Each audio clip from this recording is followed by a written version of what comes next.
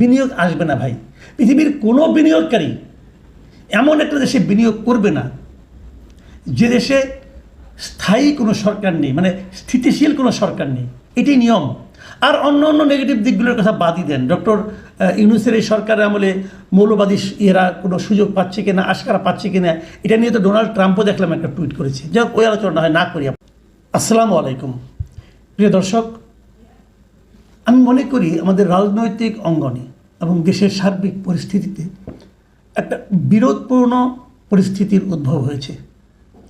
বিরোধপূর্ণ কেন বললাম? যে এ পর্যন্ত গত 8 মাসে এই যে ডক্টর ইউনূসের একটা সরকার, যাকে আমরা অন্তর্বর্তীকালীন সরকার হিসেবে জানি এবং যার নামকরণও তাই, এই সরকারকে এতদিন সকল রাজনৈতিক দল এক ধরনের সমর্থন দিয়ে এসেছে এবং সেই সমর্থন তারা প্রকাশ্যেও ঘোষণা করেছে। প্রকাশ্যে কোনো দলের সঙ্গে তাদের এখন পর্যন্ত আমি কোনো মতবিরোধ হতে দেখিনি। দু একজন দলের দু একজন নেতা হয়তো কিছু কথা বলেছেন, যার সঙ্গে হয়তো ডক্টর ইউনূসের চিন্তা অথবা বক্তব্য অথবা কর্মকাণ্ড মেলেনি, দু একজন নেতা বিচ্ছিন্নভাবে, কিন্তু দলীয়ভাবে তাদের বিরোধিতা কেউ করেনি। বিরোধিতা করতে পারে বলে কেউ কেউ আশঙ্কা করেছেন এবং সেই আশঙ্কাটা বেশিরভাগ এসেছে ডক্টর ইউনূসকে যারা সমর্থন করেন দেশে অথবা বিদেশে, যারা সোশ্যাল মিডিয়ায় বেশ সরব, তাদের কণ্ঠ থেকে। তারা নানা ধরনের ক্যারিকেচার করে নানা ধরনের সংকট তৈরির চেষ্টা করেছেন। তাদের সেই চেষ্টা অতঃপর আমার কেন যেন মনে হয় সফল হতে যাচ্ছে। এবং আজকে ডক্টর ইউনূসের সঙ্গে বিএনপির একটা প্রতিনিধি দলের একটা মিটিং ছিল। সেই মিটিংটা বিএনপি তাদের কাছে চেয়েছিল যে তারা ডক্টর ইউনূসের সঙ্গে কথা বলতে চান এবং সেই কথাটা বলেছে আজকে দুপুরে। এবং দুপুরের সেই বাক্যালাপের পর সেখান থেকে বের হয়ে এসে ডক্টর ইউনূসের পক্ষ থেকে ডক্টর অধ্যাপক আসিফ নজরুল, যিনি আইন উপদেষ্টা, উনিও ব্রিফ করেছেন। কিন্তু যে ব্রিফিংটা আমাদের মনে সেই আশঙ্কাটাকে মানে বাস্তবায়িত করেছে বলে মনে হয় আমার কাছে, সেটা হলো বিএনপির পক্ষ থেকে যে ব্রিফিংটা হয়েছে সেটা। সেখান থেকে বের হয়ে এসে বিএনপির মহাসচিব, মানে দেশে থাকা বিএনপি নেতাদের মধ্যে সর্বোচ্চ যিনি আছেন, মির্জা ফখরুল ইসলাম আলমগীর, উনি স্পষ্ট বলেছেন আমরা একেবারেই সন্তুষ্ট নই। তো ওনারা কার উপর অসন্তুষ্ট? ডক্টর ইউনূসের কথার উপর অসন্তুষ্ট। ওনারা ডক্টর ইউনূসের কাছে অনেকগুলি পয়েন্ট নিয়ে গিয়েছিলেন, তবে সবচেয়ে বড় পয়েন্ট ছিল নির্বাচন কবে হবে। এবং ওনারা বলার চেষ্টা করেছিলেন যে এই নির্বাচনটা ডিসেম্বরে হওয়া উচিত। ওনারা একথাই বলার চেষ্টা করেছিলেন নির্বাচন ডিসেম্বরে না হলে দেশে একটা অস্থিতিশীল পরিস্থিতি তৈরি হতে পারে। ওনারা এই যেগুলো আগেও বলেছেন, এর আগেও আমি দেখেছি প্রায় 2 সপ্তাহ আগে রয়টার্সের কাছে দেওয়া এক ইন্টারভিউয়ে বিএনপির শীর্ষস্থানীয় নেতা ডক্টর মঈন খান ওই একই কথা বলেছিলেন যে ডিসেম্বরের মধ্যে নির্বাচন না হলে দেশে একটা অস্থিরতা, একটা অস্থিতিশীলতা তৈরি হতে পারে। সেই একই কথা এবার মির্জা ফখরুল ইসলাম আলমগীর বললেন। দেখুন কি বলেছেন, আমি ওনার বক্তব্যগুলো আপনাদের পড়ে শোনাই। ডক্টর মির্জা ফখরুল ইসলাম আলমগীর বলেছেন, ওনার কথা হুবহু বলছে এই কারণে দু একটা শব্দ এদিক সেদিক হলে হয়তো অর্থ অন্যরকম হয়ে যেতে পারে। আমরা হুবহু ওনাদের কথাটা শুনতে চাই। উনি বলেছেন আমরা একেবারেই সন্তুষ্ট নই। আমরা পরিষ্কার করে বলেছি ডিসেম্বরের মধ্যে নির্বাচন না হলে দেশের রাজনৈতিক, অর্থনৈতিক ও সামাজিক পরিস্থিতি আরও খারাপের দিকে যাবে। এই যে কথাটা বলেছেন এর কিন্তু অনেকগুলো অর্থ আছে। যেমন একটা কথা বলেছেন আরও খারাপের দিকে যাবে। প্রশ্নটা হচ্ছে তাহলে এখন কি খারাপের মধ্যে আছে? উনি আরও খারাপের কথা বলছেন।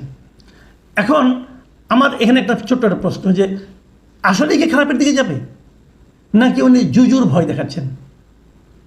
এটা নিয়ে কিন্তু আমি মনে করি আলোচনা হতে পারে। তবে আমি এতটুকু বুঝি যে যতক্ষণ পর্যন্ত একটা নির্বাচিত গণতান্ত্রিক সরকার না আসবে, যতদিন পর্যন্ত এরকম একটা ঝুলন্ত অন্তর্বর্তীকালীন সরকার থাকবে দায়িত্বে, রাষ্ট্র ক্ষমতায়, সরকারে, ততদিন পর্যন্ত এখানে বিদেশি বিনিয়োগ আসবে না। আপনি যতই রোড শো করেন আর যতই সামিট করেন, যতই স্মার্ট লোকদের এনে বক্তৃতা দেওয়ান, ভাই কোনো কাজ হবে না। পরে ধরা পড়ে যাবে যে ওখানে যাদের বিনিয়োগকারী হিসেবে এনেছেন তারা অনেকে নাকি 15-20 বছর ধরে এদেশে বসবাস করে। আমরা সাদা কথাও বলে ভাঙা মানে বাংলায়, ইংরেজিতে বলে, কিন্তু তারা এদেশে থাকে, এদেশের অধিবাসী তারা। এই ওইগুলি এনে মানুষকে আপনি বেশি দিন কিন্তু চোখে ধুলা দিতে পারবেন না। বিনিয়োগ আসবে না ভাই। পৃথিবীর কোনো বিনিয়োগকারী এমন একটা দেশে বিনিয়োগ করবে না যে দেশে স্থায়ী কোনো সরকার নেই, মানে স্থিতিশীল কোনো সরকার নেই। এটাই নিয়ম। আর অন্য অন্য নেগেটিভ দিকগুলোর কথা বাদই দেন। ডক্টর ইউনূসের এই সরকারের আমলে মৌলবাদী এরা কোনো সুযোগ পাচ্ছে কিনা, আশকারা পাচ্ছে কিনা, এটা নিয়ে তো ডোনাল্ড ট্রাম্পও দেখলাম একটা টুইট করেছে। যাই হোক, ওই আলোচনা হয় না করি আপাতত। কাজেই তারা যে বলেছে অর্থনৈতিক ও সামাজিক পরিস্থিতি আরও খারাপের দিকে যাবে, এটা একদম অমূলক বলেছে তা কিন্তু আমি মনে করি না। দ্বিতীয় যে কথাটা মির্জা ফখরুল বলেছেন, তিনি বলেছেন যে তারা ওখানে দেখা করে তাদের উদ্বেগের বিষয়গুলো ডক্টর ইউনূসকে জানিয়েছেন। উদ্বেগগুলো কোন কোন ক্ষেত্রে ওনারা বলেছেন, যে যে ক্ষেত্রে উদ্বেগ তারা ছিল, তারা বলেছেন যে নির্বাচনে সুনির্দিষ্ট রোডম্যাপ তারা চেয়েছেন, এবং তারা বলেছেন যে বর্তমানে রাজনৈতিক যে পরিস্থিতি আছে এবং দেশের যে অবস্থা, তাতে আমরা বিশ্বাস করি একটি গ্রহণযোগ্য নির্বাচনের মাধ্যমেই সমস্যার সমাধান করতে হবে। এই হলো দাবি। এই দাবিতে আমি কিন্তু বুঝি না যে এই দাবিতে অন্যায়টা কোথায়। নির্বাচন চাওয়াটা কি অন্যায়? নির্বাচন অর্থটা কি? আমাকে একটু স্পষ্ট করে আমি বোঝার চেষ্টা করি। নির্বাচন অর্থটা কি? নির্বাচন মানে এই দেশের মানুষ ঠিক করে দেবে যে কে আগামীতে দেশ চালাবে, সেটা কে, এটাই দেশের মানুষ ঠিক করে দেবে। কিছু কিছু লোক, আমাদের কিছু কিছু লোক বলতেছে একটা নির্বাচন হলেই নাকি সমস্যার সমাধান হবে না।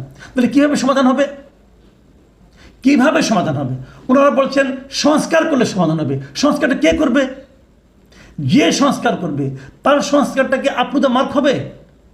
তারটা কি সেরকম প্রয়োজনীয় সংস্কার করার যোগ্যতা সে ধারণ করে?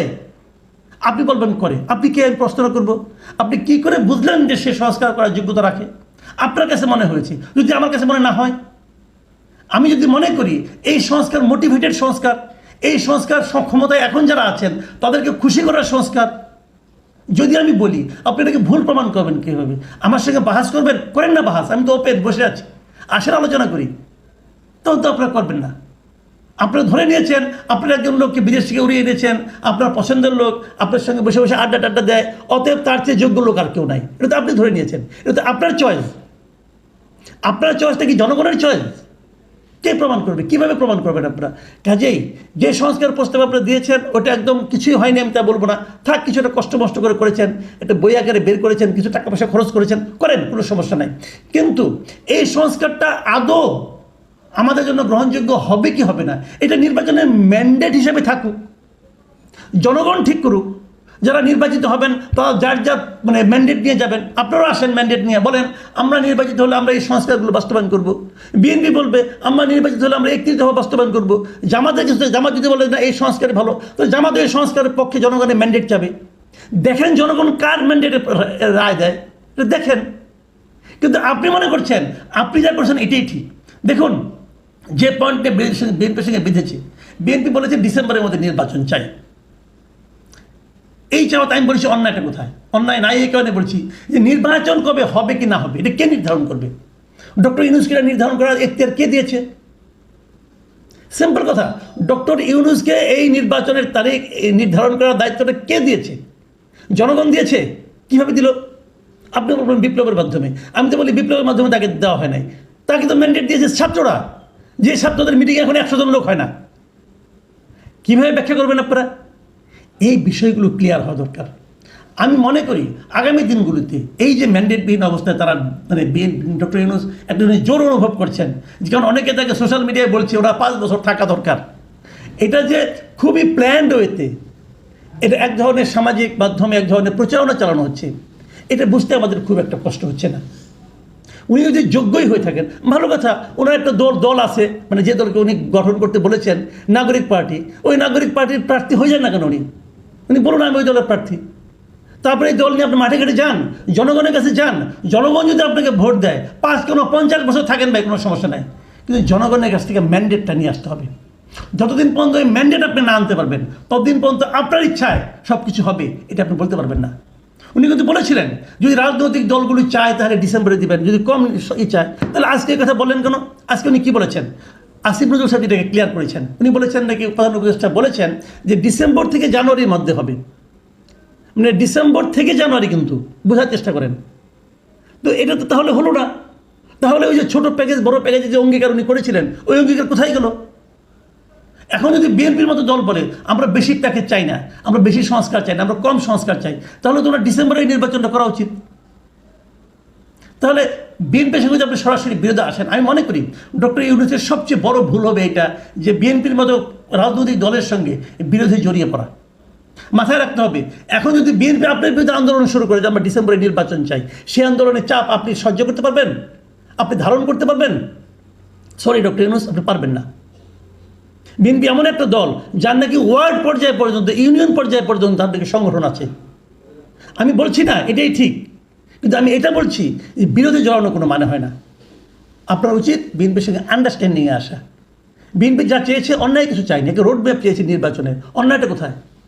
এটা দেওয়া উচিত। আমি মনে করি যে ডক্টর ইউনূসের যে অনমনীয় মনোভাব, অনমনীয় যে সিদ্ধান্ত, এখানে ওনাকে একটা রিথিঙ্ক করা উচিত, পুনর্বিবেচনা করা উচিত। না হলে সামনে একটা দুর্যোগ আছে। এই দুর্যোগে ওনার কিছু হবে না, উনিও তো বিদেশ চলে যাবেন, ওনার উপদেষ্টাদের অনেকেই বিদেশ চলে যাবেন, ওনার সঙ্গে যারা সহযোগী আছেন তারা অনেকেই ডুয়েল সিটিজেন, তারা আরামসে বিদেশ চলে যাবেন। যা মাল পানি কামানো হয়েছে তো হয়েছেই, কিন্তু আমাদের জনগণের ভোগান্তি বাড়বে। আমি ডক্টর ইউনূসের ভালো মন্দ নিয়ে চিন্তা করছি না, আমি অনেক রাজনৈতিক দলেরও নেতাদের বক্তব্য নিয়ে ভাবছি না, তাদের স্বার্থ নিয়ে আমি ভাবছি না। আমি ভাবছি আমাদের কি হবে, আমাদের মতো সাধারণ মানুষ, আমরা একটা অস্থিরতা থেকে মাত্র বের হয়েছি, আমরা আরেকটা অস্থিরতা চাই না। প্রিয় দর্শক, এই সমস্যার সমাধান কিভাবে হয় এটা দেখার জন্য আমরা আরও কয়েকদিন অপেক্ষা করব। ভালো থাকবেন আপনারা। দর্শক, সম্পূর্ণ ভিডিওটি দেখলেন, আশা করি বিষয়টি বুঝতে পেরেছেন। এই নিয়ে আপনার গুরুত্বপূর্ণ মন্তব্যটি অবশ্যই কমেন্ট বক্সে জানিয়ে দিবেন। ধন্যবাদ।